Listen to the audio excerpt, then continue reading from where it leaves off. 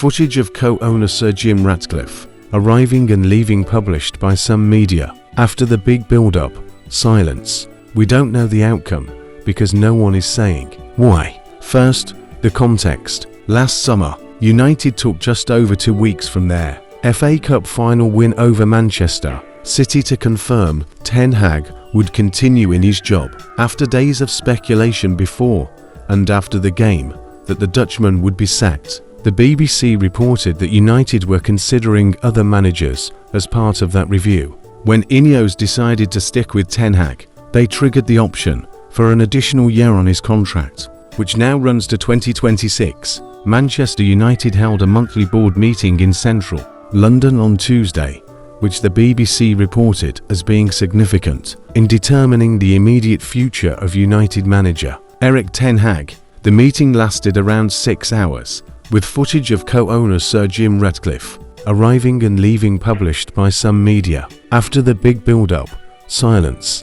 We don't know the outcome because no one is saying why. Last summer, United took just over 2 weeks from their FA Cup final win over Manchester City to confirm Ten Hag would continue in his job. After days of speculation before and after the game that the Dutchman would be sacked, the BBC reported that United were considering other managers as part of that review. When Ineos decided to stick with Ten Hag, they triggered the option for an additional year on his contract, which now runs to 2026 edition. Significant elements of Ten Hag's backroom team were changed, including the exits of assistant manager Mitchell van der Gog and coach Steve McLaren. To add to the sense of change, in July Dan Ashworth and Omar Barada finally came off respective periods of gardening leave to take up the sporting director and chief executive roles. This created the structures which Ineos felt United had lacked prior to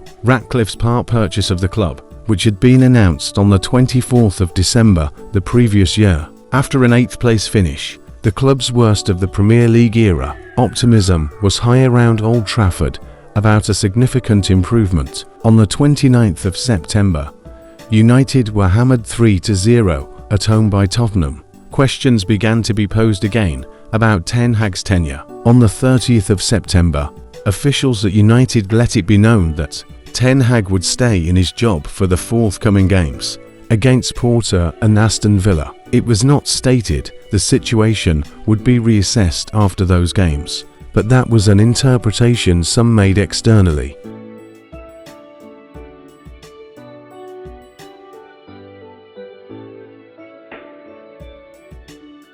After a week featuring two draws in very different styles, a chaotic 3-3 in Porto and the dour 0-0 at Villa, I asked Ten Hag two questions in his post-match news conference. Firstly, about the external noise, and secondly, if he felt the owners were still behind him. "Simon, you said it very good.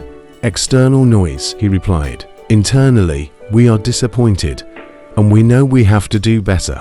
And on support from the ownership, I don't have any idea. It is different because they should have told me. We communicate very open and very transparent. By Monday, some sort of clarification was expected from the club, which didn't come." Ratcliffe and co-chairman Joel Glazer were pictured going into Old Trafford. Glazer, it transpired, was attending a meeting of the club's fans advisory board. Club officials did communicate it was likely the performance of the team would be discussed at the board meeting in London the following day.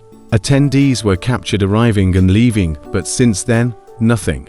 Those at United, whose responsibility it is to communicate messaging, have questioned why they should offer guidance around this board meeting when they never do at any other point. As far as official statements go, there has been nothing.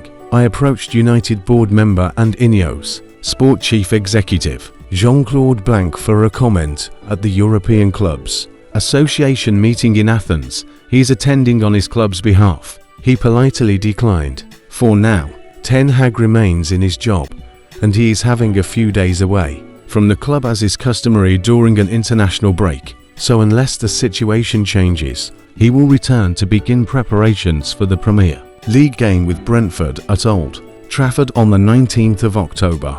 On Friday, when asked directly in an on-camera interview with BBC Sports editor Dan Roan whether he had faith in Ten Hag. Ratcliffe replied, "I don't want to answer that question. I like Eric. I think he's a very good coach. But at the end of the day, it's not my call. It's the management team that's running Manchester United that have to decide how best we run the team. In many different respects, they've not been there a long time, so they need to take stock and make some sensible decisions. Our objective is very clear. We want to take Manchester United back to where it should be, and it's not there yet. Obviously, that's very clear." Ratcliffe's words made headlines, but were also interpreted by some as an indication some kind of decision would be reached after the Villa game. Ratcliffe, Barada and Ashworth were part of the United delegation at Villa Park, who all pictured sat together, alongside former manager Sir Alex Ferguson, at the top of the main stand for the 0-0 draw, which dropped United to 14th in the Premier League. 8 points from their opening 7 games is United's worst return since the 1989-90 campaign.